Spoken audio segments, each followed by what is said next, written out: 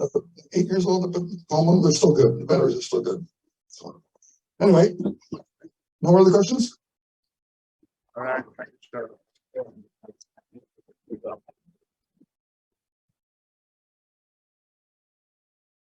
Okay, we're moving along. So there's a new internet project, and Mike Tucker will be explaining this to you. So Mike is our VP, as I explained, and also the chair of the Internet Committee, which is also a really good active committee. So let's welcome Mike.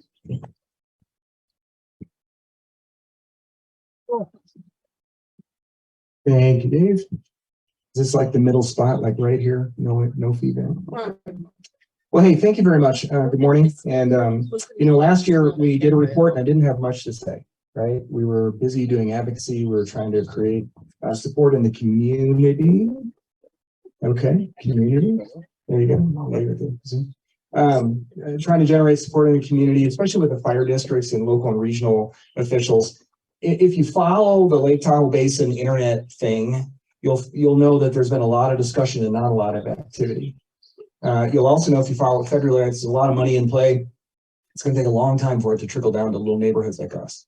And so between now and then, most communities like ourselves are in a position to have to take action on our own and do our own solutions so that, we can have internet or better internet access. But before I get into the details of that, I do want to talk about my committee because they were excellent and so supportive. And, everybody played a different role at a different time because we were busy doing different things. Just to introduce the committee in general, I have Tom Frankel sitting over here on my left. Tim Levine sitting over here on my left as well. Eileen, who's in the back. You met her at the welcome table. Jay, are you here? I didn't see you this morning. Jay Tripapi? No? And Julian Bliss. Julian Bliss, sorry. Are you here? Nope. Anyway, so again, just a quick recap. We've been at this a long time, couple of years. And in the beginning phases, Tom Frankel was really instrumental in introducing Spring Creek Tract and our internet problem, to the community at large and to the local, regional, state, and federal, anybody's who would care to listen. And, a lot of effort was applied, and you would say to yourself, man, that must have been frustrating. It was frustrating because everybody was nodding their head. Yeah, you guys got a problem. And nobody was doing anything about it, right? So it didn't kind of evolve into a project, but it did create a lot of goodwill. So we're on a lot of people's radars, and they know about us. They know about the problem. They know about the things we're doing to fix the problem. And so that will play out really well for David Frankel and the fire committee and stuff when we need to talk to people who are decision makers in the community at large. So we got off to a good start. A lot of people know about our problem, and we kept moving along. And so when we got to a phase where it's like, all right, the public utilities aren't going to help us. We needed to go to private sources. I think I may have reported last year that we had some ideas there. They were crazy expensive, over the top expensive. So while they sounded good, they weren't viable. So we ended up going back to the company that AT&T recommended to us at the very beginning, who came out and said to us in as many words, you really ought to make AT&T to finish the job, which is where Tom came in, right? We really pressed that hard. When that wasn't going to happen, then we went back to them and we said, hey, come out and do something tangible here. Tell us whether or not you have a solution plan. So you would enjoy this. These two principals in this company, Panoptic, they're located in Diamond Springs, which is near Placerville. They brought a van and an electric scooter. And the van had a Starlink antenna on top, and they parked as close to the middle of the meadow as they could to get as good a signal as you could get, because Starlink doesn't work very well here. They get a signal, and then the other partner's running around on his electric scooter. He's got a backpack full of batteries and equipment and a tripod. Clink, turn it on, check his phone. Yep, I'm good. Next. And they went around every side road in the neighborhood, and they tested the viability of signal in every area. Now, I think you saw the FAQ announcement that was made, right? There are phases to this. The phases are designed to do something significant, test again, move to the next step. Because it's possible that the 60% solution is really an 80% solution, and we don't have to do all of the 80% solution. Maybe 80% is 100%, if you kind of follow my drift. Or, perish the thought, we find out the 60% solution is a 40% solution, and we need to do a little bit more to fill in the gaps. So that's what you'll see, after we get started with this, is you'll see, Sean on his scooter probably, again, and they'll be working to place equipment in strategic locations. Most of the strategic locations are either members of the board or the internet committee, because what it involves is an object that gets posted on your chimney or on the side of your house or something like that, your side of your cabin, that facilitates sharing the signal with all your neighbors. So they had no knowledge of who anything was, who anybody was, but they said, we need one here, here, here, and here. That's the map that you saw in the document that was distributed. That's their best estimate based on sort of, wireless theory about how things will work. So, what are you going to get? You're going to get what's called community Wi-Fi. You've ever been to a campground or to a major event, or you went to the grocery store, and you walked in and you said, hey, I wonder if they have a Wi-Fi connection. You look at it and you'll see, I don't know, Spring Creek member or something like that. Or you'll see a guest network that's unsecure that you can log into. It'll be a similar deployment like that. There'll be a members network that'll have all of the resources that are available, within that infrastructure to give you the very best signal possible, given, trees, location, et cetera, right? And then there'll likely be a guest network. What that means is from inside your cabin, you can access the internet. You can also access the internet when you're out on a walk with your dog. So it's widely available within the neighborhood. It's uniquely available within your cabin. Now, I'm going to pause there for a second because I'm sure there are a bunch of questions. Do me a favor. Hold the really technical questions, because I will set up a lawn chair over in the corner here right after the meeting's over.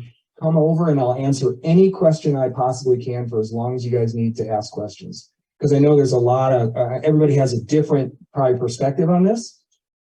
But so those kind of really detailed questions, happy to answer those in a smaller setting. You can ask whatever you'd like. So then the question is, okay, so what do you get? You get community Wi-Fi and you just walk around or in your cabins. What kind of speed can you expect? Well, I can tell you that, Sean, the guy on the scooter who was pedaling around the neighborhood, was getting on his iPhone about 60 megabit down. In kind of like layman's math, that's 25 times the best DSL connection you could get in the neighborhood. Now, they asked me at the beginning of this project, what's your expectations? And I said, well, I think my expectations are that if your entire family comes up to the cabin, everybody can be on the internet at once, right? Checking your email or surfing a website or texting or whatever, and you could probably watch a movie at the same time. That equates to something more like 10 megabits per second.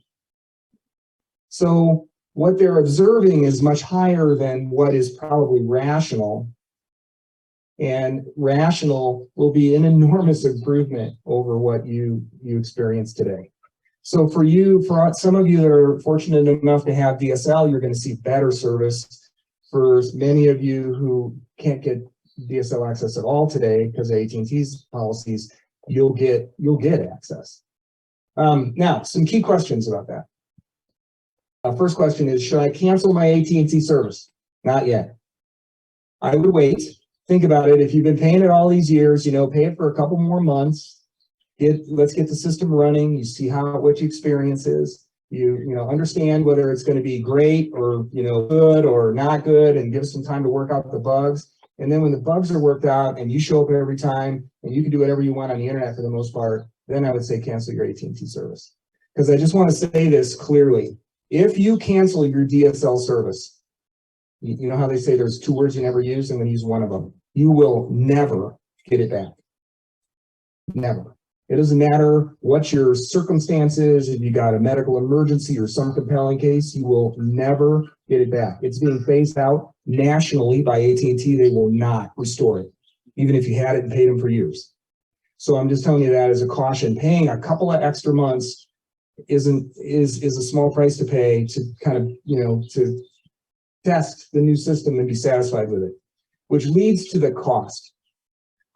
The board decided that because this involves a swap on your part, making a decision to swap to a locally supplied system versus a utility supplied system, hey, I don't know, I'm a little nervous, right? Hey, stuff happens, and so we want you to feel confident that it works. So we're going to pay for it for a whole year. And then we're going to come back to you next year and talk about what a wise mechanism is to pay the recurring costs, because we do have to pay for the fiber optic connection that feeds all this. that comes into the pump house. So there is some recurring cost over time. And we put a number out there like $400 a year. I can tell you that number is high. It's a feel good number so that you can compare to what you pay today for literally no service at all, and compare that to what you likely will pay or may pay for very good service in the future. But it will likely be lower. So, and also I just want you to know that we're treating this like a utility. The water system is a utility, as an example, right? It's something, there was a day when the internet would have been considered, voluntary, and it still is. But for the most part, it's tied to almost all the health and safety related activities that you do in your life. For example, if you're in the tract and there's a fire, the first thing the sheriff's going to do, the first thing CAL FIRE is going to do, they're going to try to text you. They're going to try and send something out, one of those emergency broadcast things that you get when you've got an internet connection. If you don't have an internet connection, you're never going to see that. So that's just a safety example of how the internet has become much more important in everyday life. And then, you're here and you're having a grand old time and something happens at home and they need to get a hold of you. That's a personal health and safety issue. Or anyway, you guys get it. I could go on. And then there's Netflix, and there's watching ESPN, and there's all those other things too, which are all good. It's all good. But the primary driver here is to improve the utility infrastructure in our neighborhood, which will increase the value of your cabin. You would be surprised. Does your cabin have internet? It's one of the first questions a buyer asks. Because people want to come up here and relax and they want to do a little bit of work, and that kind of thing. And if there's no facility for that, then that changes their value proposition, right? So it does increase the value. So we talked about what you're going to get. We talked a little bit about cost. From a timing point of view, basically, here's what the equipment looks like. It'll look like a satellite dish, probably no bigger than some of the Usenet satellite dishes you see in people's cabins, except those dishes will have specific activities. They'll be pointed in particular directions, that kind of thing. The center of the internet universe is the pump house on Matol, or Matol, on Matol. And then we're going to beam down the streets, beam up Spring Creek, beam up Pomo, things like that. And then there will be access points at the end of those little beaming receivers that will allow people in the vicinity of that access point to receive a signal. So then you ask yourself, wow, well, how does all that work? Well, I can tell you that standing right here, right now, I get a signal using that same equipment from my cabin, which is 300 yards away, through that forest over there. So I was answering text messages from one of the people on Zoom. And I don't even have the power that this system is going to represent. So I just want you to know it's very feasible. In our own home, we use this technology as our basic internet service for about 7 years, and it worked fine. Somebody came along that had a cheaper, better deal, and we took that. But the other thing worked just fine. Exact same company and technologies. So the reason why I say that is new projects have some risk. There's certainly risk, and you'll have challenges, right? But this is a proven technology to use in a lot of different settings. So we talked about the what, the why, the cost, the timing. The way they're going to do it is they'll order equipment in, they'll bench check it and bench configure it, and they'll show up here for a few days and they'll hang it on poles and trees and houses, not trees, but houses as needed. And there is a list of strategic cabins. I think I've talked to most all of you today about you being on that list. If you're on that list, basically you're going to have a small device that's I don't know, about as big as a water bottle, something like that, and the highest location they can safely hang it, and it plugs in with an Ethernet cable, and it plugs into the house somewhere, and it just runs all the time. So, and then you'll see, I don't know, 6 or 8 dishes about as big around as a satellite dish scattered around in places around the neighborhood, and that's it. It's not, and we can paint them. If somebody doesn't like looking at them because they're white or whatever, we'll paint them. We can do that too. So from a timing standpoint, it takes them a couple weeks to get equipment. It'll take them a week or 2 to configure it and get it ready to go, and then they have to schedule time in their labor schedule to come out and actually do the work. They'll be on site 2 to 3 days, and then they're done with the phases that we've talked about. Then we test and we see whether or not we have to fill in gaps. The long pole in the tent, believe it or not, is AT&T. They say they need 90 days to turn up the fiber circuit. They generally do it in 30, but they commit to 90.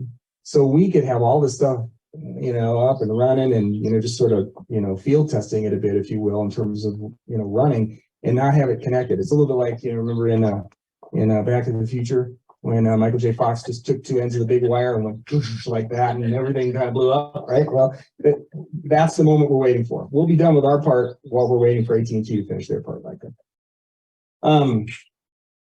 Let's see. I think that's it. Any burning questions? Got a question. Yeah. My son is already doing that. Okay. Either repeat it or make him talk in the mic. Yeah, go ahead. Go ahead. He's already doing that. Yeah. He's picking up a signal from our neighbor.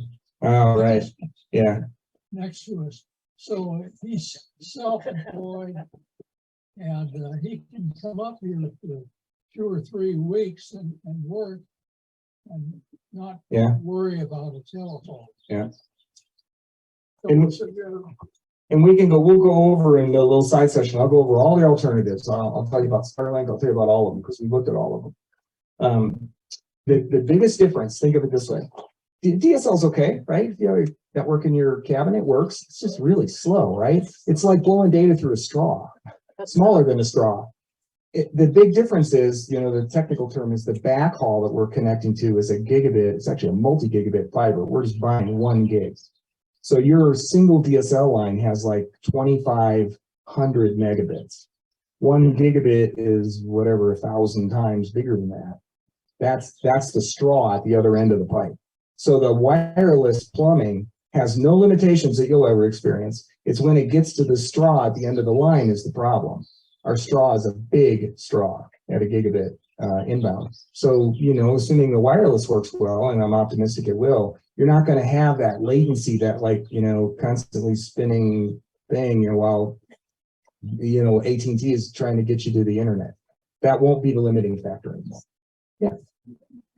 What is their commitment in terms of maintenance or problem? Yeah, I'll go over that, but that's a good general question. What's the maintenance commitment? So Panoptic, the company that I tell you about, their role in this is what they call second line support.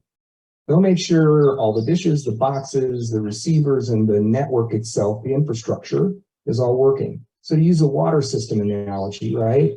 Charles and his crew have a person they've hired, that takes care of the water system, certified to do that. That's what Panoptic is certified to do, take care of the infrastructure. If you have a problem with your plumbing, like the water's not coming out in your cabin, you don't generally call Charles, you call a plumber, right? So first line support is, oh man, I can't get my Netflix movie to work. We're going to identify some first line support people in the community here that can come out and do the things that you would normally pay for with regard to servicing connections in your cabin. All the way up to your cabin, though, Panoptic will handle that. That's their role that they play in the system. Over there. Yeah, John. what kind of equipment will we have, or will we have anything in our cabin? So that's a good question. If you're interested in that, I'll tell you all the different scenarios. The answer is you don't necessarily have to, or you could. So I'll use my example. I have my own network in my cabin, and I don't want other people, I want it to be secure, right? So I'm going to connect to the community Wi-Fi and bring that signal into my cabin and have my own network and do that. Many of you do that today. I'm guessing many of you do that today. That's one solution. Costs you about $29 to do that. That's the extra thing you got to put on. Or if you're, like, let's just use this cabin, for example, and I think one of the repeaters is right over here somewhere. You can sit in the cabin and just log right into the Wi-Fi, just like you do when you go to the grocery store. Same idea. You can do either.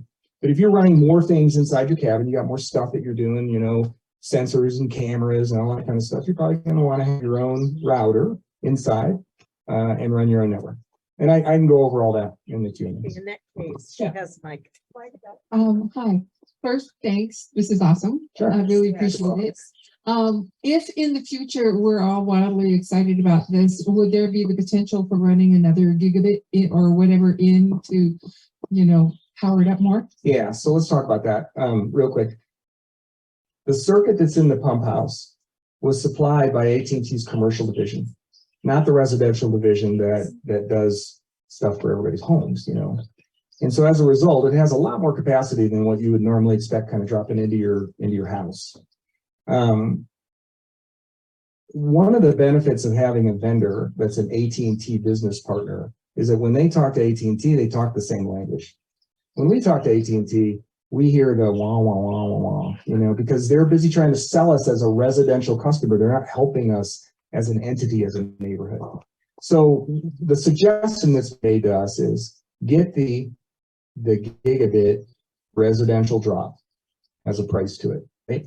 Use that for a while. In the meantime, Panoptic's is going to go back to AT&T and say, hey, how about you drop a business circuit in for these guys, which I got to tell you is about a third of the price for the same capacity, and do 3 of them. So the answer to your question, I see somebody shaking their head, he understands what I'm talking about, is that we'll have more than enough to start, and we'll have a lot of expansion capability over time, which is good. Today we're locked in, right? You know, you're never going to get more than 2.5 megabit down out of DSL on the best day, and even if you stand on your roof with your arms, you know, it's just not going to happen. And they're going to decommission that. You're going to lose that. If it lasts 2 years, that'd be surprised. Here. Something else to consider is that we might be able to drop landlines, because if you have cell phones that are relatively current, you can connect your phone to Wi-Fi and do Wi-Fi calling only. Mm-hmm. So that's another benefit. You might, because we're paying big bucks for DSL. You have to bundle it with, you know, your long distance service that we never use. And if you can connect to Wi-Fi, that's going to be an added benefit to this new system. Yeah. There's a lot of potential cost reduction. If you're like us, you're paying about $1,500 a year to have a relatively mediocre landline and internet connection. We're talking like $400 a year, exceptionally better performance, and likely not even that much money. So, okay, well, I'm going to stop because Dave's going to give me the hook here. About 12:30 over here. Bring all of your questions, and I'd be happy to answer anything I can. And if I can't, I'll take a note. I'll send it to the vendor. I'll get an answer back.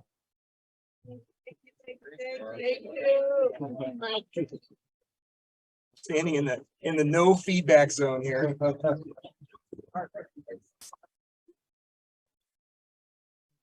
Yes, we had the right man for this job, don't you?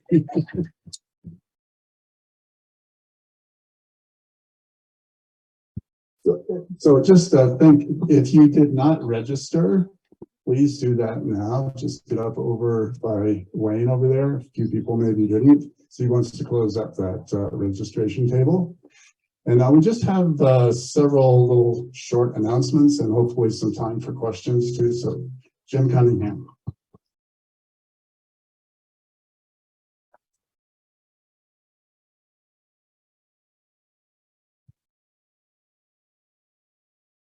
Good morning.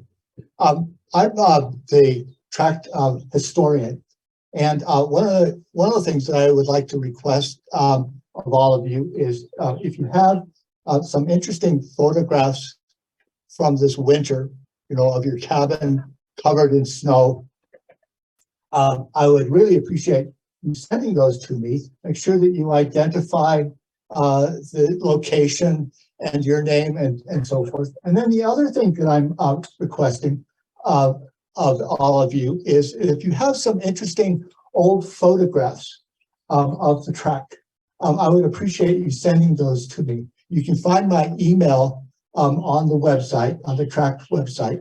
So just send those to me. Again, make sure that you identify the location of where the photograph was taken, and your name and so forth, so I can keep track of all of that. The second thing that I'm requesting is if anybody could help me, because I think there was, I was a little confused as to whether there was actually that log across the emergency road or not. Because I just checked it yesterday and the log was there. So I would appreciate somebody or anybody who's interested in helping me out to move that log. It's quite a large log. I've got a chainsaw. If anybody else has chainsaws, that would be great as well. So please contact me and let me know that you're willing to help me out. There may be some other trees that have come down along that road as well, but that's it's an important thing to keep open. Okay, thank you.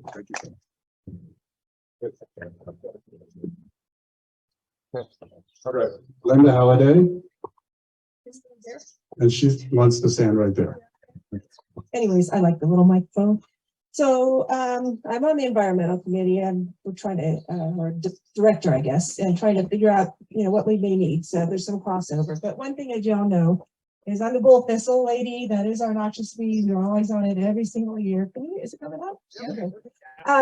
So I did a preliminary, I went all over the place. Either there's too much dense vegetation that those little suckers are hidden and they'll pop up their mighty heads when they're ready to bloom, which might, or this is a later season. It might be that we might not see them later, which is fine with me. But I did pull quite a few for any of you, just to be aware that, is it lots like 25 through 40? That's the beginning part of the track there where they did a lot of logging about a year and a half ago. I did find some prime specimens. They were just lovely and got those out and was able to talk to a few cabin owners also who are very willing to keep their eye out for more bull thistle. And the main reason is they can just take over an area so darn quickly. And then they are nasty, nasty plant. They are non-native. We want to keep them at bay the best we can. And they literally, if they're on your lot, you might find in the next year, you could have it to the point where you can't even walk from your driveway or something because they'll tear your hands apart. They'll rip your legs. They're just nasty and they reproduce quite quickly. So anyways, I have my little poster over here in the corner every year. Anybody have any questions, please ask me. There is a native specimen here called the Anderson thistle that we don't want to pull out, but she's very gentle and if you can touch her without gloves, then you're sure it's the correct Anderson thistle plus some other things. But and then also, so I did break in a couple of times to say, so I'm going to say again, a lot of these volunteer things that we're looking for people to help with the water tank maintenance and such and logs. There's a 2-page white paper. That's the one I wrote up yesterday. That's more up to date. Anybody would put their name and their phone number and their email, and we're going to collect them all. And then if we could just, including collecting bull thistle, and that could be fun. We can always have wine afterwards. So honestly, it takes a village, not just a handful of people that do all these challenging things. And each of your lots should be your responsibility to see if there's bull thistle. Always ask me if you have questions. And if you do find bull thistle, I can help you take them out. Or I also like to know where they are so I can keep track of where we've been finding them. That's it. Thank you. Linda. So Linda has been on the board for a year. And whenever I ask for someone to do something, Linda always raises her hand. So one of them was that she was going to try to volunteer, coordinate volunteers. So that's one reason she's talking about that. So a couple things to just mention. Many have asked about, what are we doing about roads? Like we have those horrible potholes all over the place. They're really bad this year, especially down near the entrance to the track. So the story is, first of all, to realize that the roads don't belong to us. They belong to the Forest Service. So we don't really want to own those roads. We patch holes and we try to fix them up, but because we don't want them to get so bad. But it really is a Forest Service job to do that. We used to have an agreement with them where if we agreed to pay for the asphalt, they would send a crew out that would fill the road, the potholes. Now their story is they do not have that crew, but they do have a pile of bags of cold patch asphalt. So if we could put together our own crew to fill potholes, they will provide the fill material for that. So that's something to sign up for. Fix our roads, and particularly those down by the highway are just terrible still. So let's see if we can do that. That's sort of a temporary solution of this road problem. And honestly, I don't know how long the roads are going to last. One of my hopes is that the Cabin Fee Act money that will be retained by the Forest Service starting in 2025, some of that could maybe be spent on repairing the roads. The gate, during the winter time, we have a winter gate. We continue to have troubles with the daisy chain on that. We have about 500 users, people with keys for that gate. And it just happens all the time that someone locks around someone else's lock in that daisy chain. And of course, that means that person cannot get through the gate. So we are exploring an alternative. So there's a different kind of a locking system that we're going to be working on. We're meeting with a contractor with Forest Service. Danny Holden is managing that project. So he and I are going to be meeting with those people this coming week. And so when we have news about the gate, we will be passing that along to you. Okay? Questions We about the have a gate? question over there. Okay. Actually, it's not a question, it's a comment. I did see Caltrans last week down there. So, Oh, good news. Yes. and the other thing, for those of us who arrived late, can you explain what the tables are, please? Okay. The raffle table. Want me to do that? Yeah. How about Linda does that? Okay. So So anyway, this front table is all for our silent auction. So please come by. There is some wine that's in the shade here. We'll move it up when everybody comes by. So you just write, you can see what the last bid is, and if you want it for sure, you know what a silent auction is. Why am I freezing? you're in front of the speaker.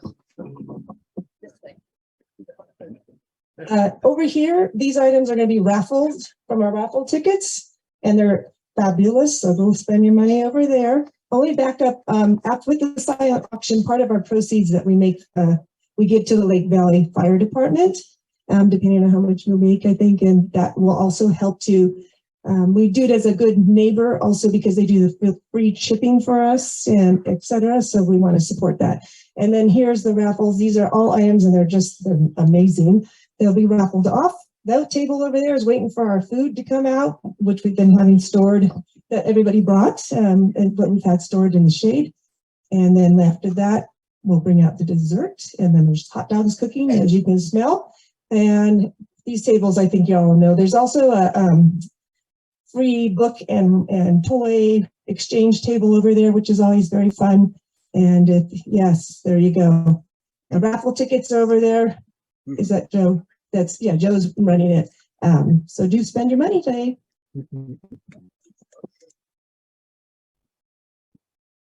A couple of things I want to tell you about. A lot of our road signs have suffered through the winter considerably. They've actually been getting worse for a long time. So Jake Pathy has agreed to make a bunch of new signs, but he needs people. We need people to actually plant them, put posts in the ground and attach the signs to the posts. So that's another volunteer opportunity. For communications, Vicki works on our Tales from Tallac. She'd love to have anybody who loves to write to work with her. Vicki's a really good writer and a good publisher of information. So she would be fun to work with. Vivian, who does our digital communication, she would like to get some help also with that, with the email system, the website. So if there's anyone so inclined with that, see Vivian. And then the last thing I want to say, and then we're going to do some more questions, is what are we going to do with these big piles of logs sitting around? And it's a huge problem. Last year we had so many trees die, and there was no place to put the logs. So the tree people piled them up because normally a Forest Service would provide them with a cutting lot. So people who want firewood could go to that lot, put up their firewood, haul it off. They're not doing that now. There is so much excess wood in the area because of the Caldor fire that they will not provide a cutting lot. But the Forest Service continues to tell us that we must remove the logs. So some of us have big piles of logs on our lots. That's what they are telling us. Now, I said over and over again to them, those logs aren't ours. They belong to the Forest Service. Why don't you help us out? And, Kim agrees, but she can't make anybody in Forest Service actually help us find a place to put them. So I am just telling you, I don't have a solution, but I'm also telling you that sort of the orders from the Forest Service is that we have to get them out of here. So we'll keep working on that, and I don't know what to tell you. It's just a quandary. But But we're gonna hear more of that because we've got a lot more dead trees, so we're gonna be cutting more. Okay, question. Right, So, oh, hang on for a minute, let's get the mic to you. probably don't need it. That's okay. So you're basically saying that any group of logs I see on the roads are to be taken away. There's not some group or company that's going to come in and take. So to that point, if they were cut into 18-inch lengths, I would just take some at will. My issue with the logs, of course, is that, you know, I don't have a chainsaw that I can just cut them into firewood length. So perhaps one solution is to cut them into 18-inch lengths, or pay somebody to cut them into 18-inch lengths, and any cabin owner can go snick them and split them. Mhm. Good idea. And just FYI, you know, I used to think, well, you could haul them down to the, you know, the refuse station, and they have a big green barn there, but they will only take pieces that are 10 inches or smaller in diameter. So they're not going to help us much. Okay, other questions, comments? Doesn't have to be about laws. Okay, Karen. So if you haven't been to my table over there, I have the entire directory printed out. So if you could just check to make sure that your information is correct, and if it isn't, there's blank lines underneath. But I want to get that all taken care of, and it'd be easier if you just did there rather than using the sheets here on the table. So if you could just stop by, if you haven't done that, I'd appreciate it. Over here, Tom. I just want to say that I've been coming here since 1975, and I've never seen the level of voluntarism that I see today. And it's just astounding. It's really the way this organization functions so well. And I just applaud all of you.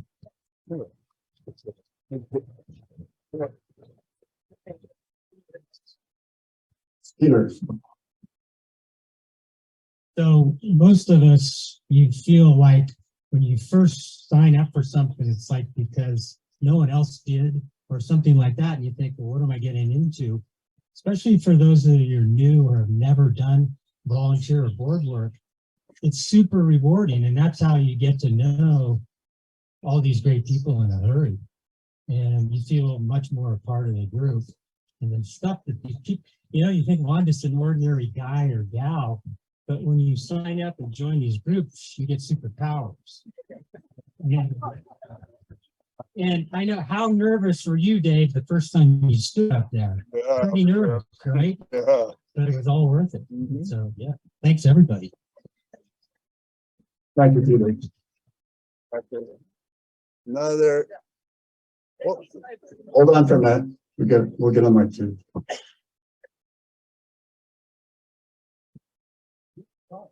Becky Seibert wrote an email to the board where she thanked you all.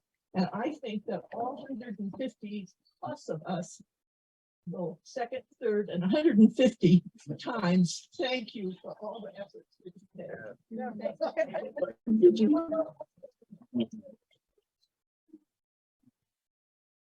So thank you all. Over here, Norm. Yeah, I will second how wonderful it is to have made the acquaintance of so many people in the track. Everybody, and particularly the board, is just so nice and so pleasant. And so I have two questions. I have had a great experience up until recently working with Kim Felton with the Forest Service. Last year when we got our cabin painted, it only took her 3 days for her to get back to me and approve my color scheme. So in December, I prepared plans to reconfigure our front and back decks, change the area from one to another. I sent her plans, drawings, details, and existing plans and future plans. So she got all that 3 days after I sent it to her in December. So, but after she said, yes, I got your plans, I have sent her an email about once every 6 weeks just to check in. And I've heard nothing at all from her. Left her phone messages, so maybe she's ghosting me. I hope not. So that's my first question. The other one is just a comment. I have so much beer to share with everybody. It's ridiculous. So I will even deliver the full keg at our cabin to any cabin that has a lot of people that want to drink beer. I want to get rid of it so quickly. And so anyway, I've some here, but I have a lot more at the cabin. So help me get rid of this beer. What kind of beer? The Lagunitas Brewing IPA. It's good stuff. It's pretty strong too. So drink wisely or drink it responsibly, whatever you feel up. On behalf of the assembled crowd, we thank you, Norm. And about Kim. So I saw her a couple days ago. She was driving around. She had this long list of requests for tree permits, which was one of her top priorities. And also some of her cabins had sold, so she has a special process for that. In addition to doing her normal stuff, they have given her oversight of beaches, federal beaches, and federal campgrounds. So in addition to the other stuff she's doing, she really can't handle it all. So I don't know what her workload is like for your project, but it's really tough. Yeah, go ahead. It's because it has to go to this historical review. Is it hung up there, or do you have the ability to, Yeah. What is going on with the historical review for the cabins and make sure it's is that a hang up? Do you know, or I can't? She won't call me back, so I don't know. I think if you were proposing just a replacement without changes, it would be faster. There is a kind of a review of projects department that does not involve her. And if it's been there for a while, it's probably because that department has your project.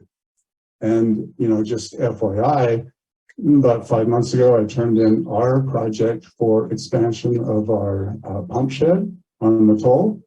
So again, I haven't heard from them, but it's been 5 months. And they told me it would be probably a year for our project. I'll have it built before then. I don't blame them. Yes. Yeah, exactly.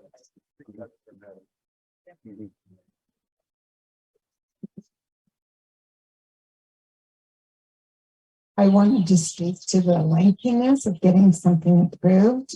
I think it's been a couple of years, and Kim does not always respond. Occasionally she has, and it's been a couple of years for us to get a deck added on, which would be, my understanding, allowed because of the square footage. So after over a year and a half, she said that something like a year and a half, she said she turned it over to the historical review, whatever it is that somebody just mentioned. And I've emailed her several times and still have not heard back. So it's been about we're going over 2 years now. The same.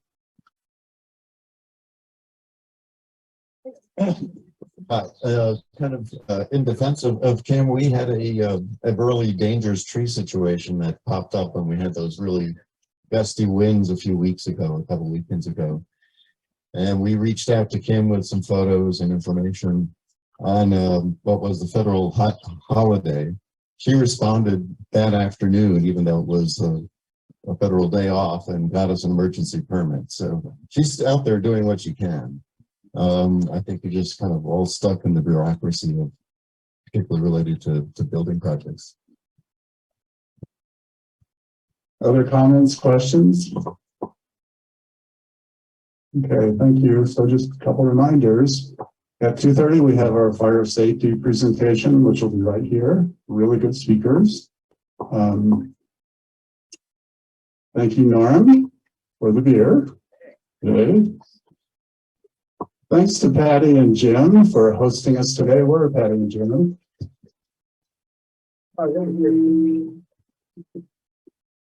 Hmm. Say a little bit about them. Great. Let's have Patty come over here for the mic.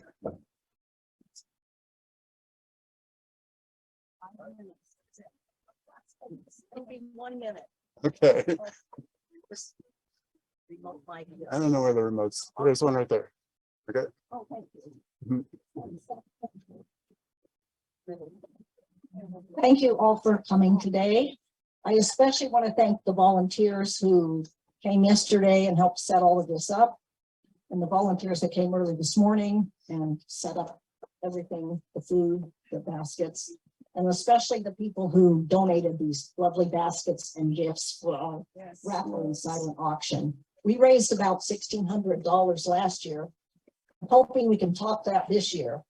So please bid generously. This isn't a chance to get a deal. It's a chance to support our local firefighters who really help us out when we need it. What will happen, we'll get the food set up in about 5 minutes or so. And then during lunch, we will do the raffle. So between now and then, you can see Joe and Julie Bronner back there at the raffle table if you'd like to buy more raffle tickets.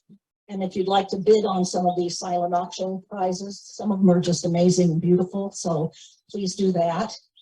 So after the raffle is over, we'll do a countdown, probably like 15, 10, 5 for the silent auction. So I'll give you enough time to bid on what your favorites are.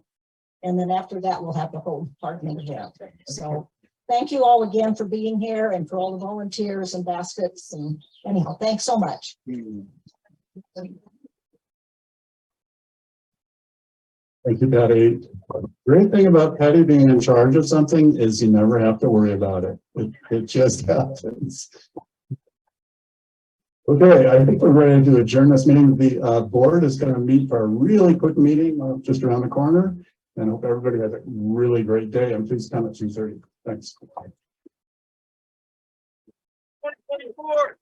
We'll be ready in about 5 minutes. In the meantime, get your tickets.